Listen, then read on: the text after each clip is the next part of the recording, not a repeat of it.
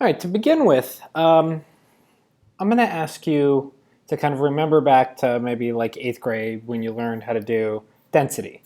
Okay? Suppose that I asked you to find the density of a solid, and we've got these two measurements. You've got a mass of 3.43 grams and a volume of 27.6 centimeters cubed. What do you get? Well, I know that density is mass divided by volume. Okay? So if I just take the mass is 3.43 grams, and I take my volume is 27.6 centimeters cubed, okay, and I open up my calculator, and I say, all right, 3.43, come on calculator, 3.43 divided by 27.6,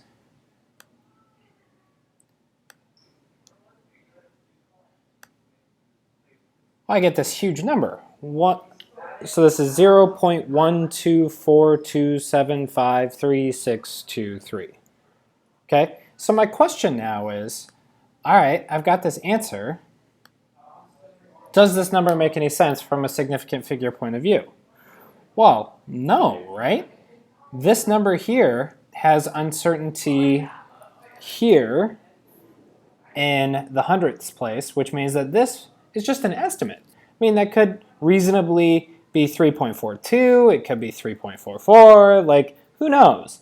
And this number has even bigger uncertainty. This is uncertain in the tenths place, okay? And yet, when I look at what my calculator spits out, it's seeming to tell me that I'm good until like the billionths place, okay? Does that make sense? Well, no. So, clearly, because most of the math that we're going to do, like the numbers come from measurements, there has to be a set of rules that govern the way that math is handled with significant figures. Okay, and that's what we're going to talk about today.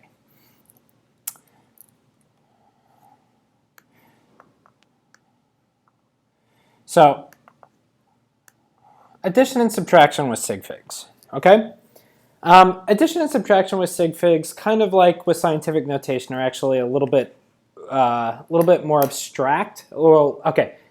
The process is a little bit more complicated, but its meaning is significantly more clear. All right.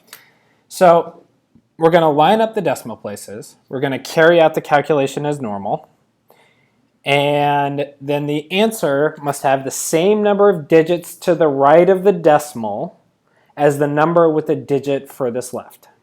Okay. So the way I remember this is addition and subtraction uses decimal place. Addition and subtraction uses decimal place. Say it to yourself like 10 times. Addition and subtraction use decimal places. Okay? So let's go through some examples here. All right? So 2.79 plus 1.095. Okay? So 2.79, and we're going to line up the decimal places. 1 plus 1.095. Okay, and I add these two together and I get 3.885.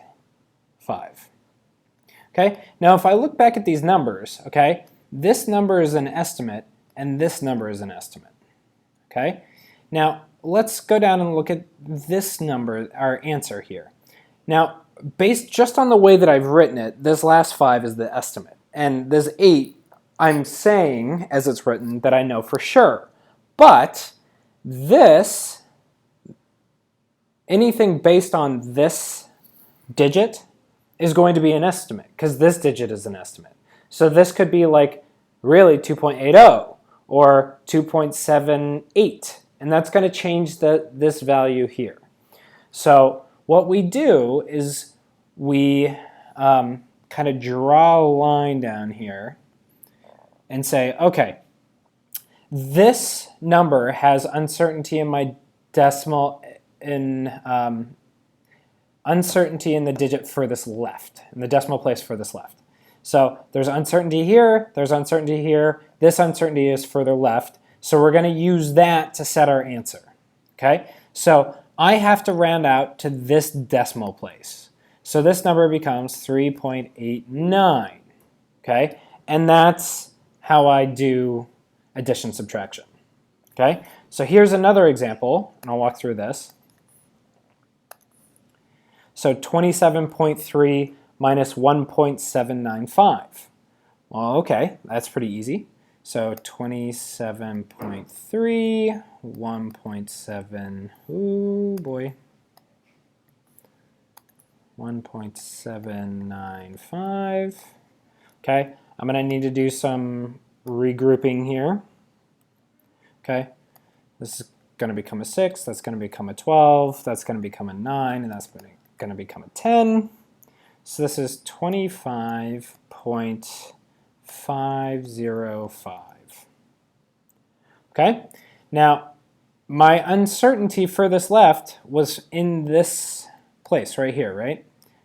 So this is where I'm going to cut off my number, because this one, the uncertainty is out here, but that's pretty far right. My uncertainty is in this digit right here. So that's 25.5. That's my answer. Okay? So that's addition and subtraction with significant figures.